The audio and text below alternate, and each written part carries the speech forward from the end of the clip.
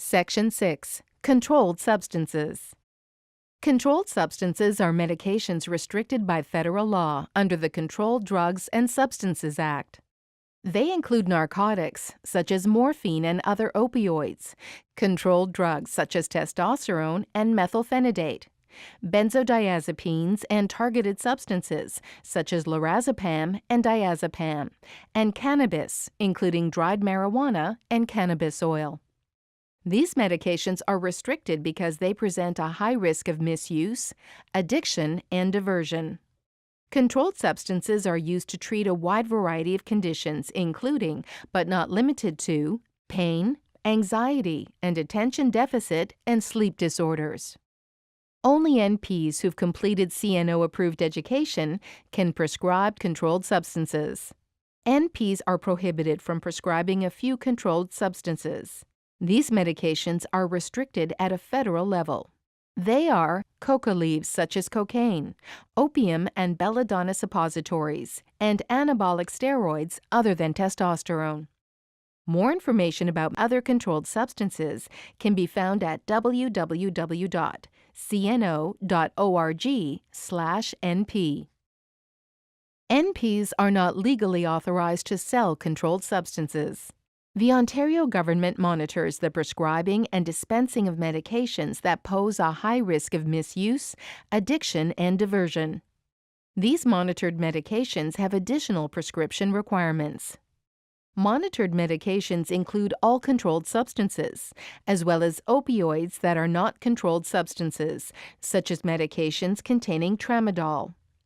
On a prescription for monitored medications, NPs must include a client identification number from an acceptable identification listed by the Ontario government, for example, a health card number. There are specific requirements for dispensing fentanyl patches, including the information NPs must provide on a prescription to the dispenser. There is information in the Nurse Practitioner Practice Standard and on the CNO website about this, and other legal requirements and restrictions. These include when refills are allowed, whether a verbal, for example, over the telephone prescription can be provided, and requirements for completing a medical marijuana document. If you have questions about the proper storage, record keeping, and reporting of controlled substances, the Office of Controlled Substances at Health Canada is a good resource.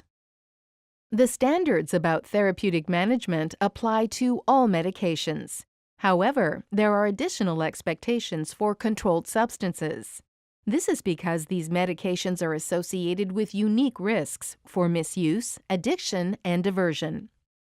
These expectations include considering other available treatment options, limiting the quantity prescribed, using evidence-informed strategies to manage misuse, addiction, and diversion, and monitoring clients regularly. NPs are expected to use appropriate evidence to make clinical treatment decisions, for example, about risk factors and dosing associated with a particular controlled substance. The following scenario demonstrates how an NP can apply these expectations when considering whether to prescribe a controlled substance. Janine is an NP working in an emergency department. She is assessing and treating a client with a fracture following an accident. This client is in severe pain, which is limiting the client's function. Janine is authorized to prescribe controlled substances and is considering prescribing an opioid to manage the client's pain. How should Janine proceed? Janine screens for risk factors associated with possible substance misuse. She completes a best possible medication history, which indicates that this client is not on any medication. Using the evidence, she identifies that an opioid is indicated for treatment of acute pain for this client's situation. Janine prescribes a 3-day course of opioids. She also makes arrangements for the client to be seen by their primary care provider in 2 days to reassess the pain management plan. Janine contacts the outpatient pharmacy and transmits the prescription directly to the pharmacy. Finally, Janine counsels the client about safe use of the medication. This concludes the Nurse Practitioner Practice Standard webcast.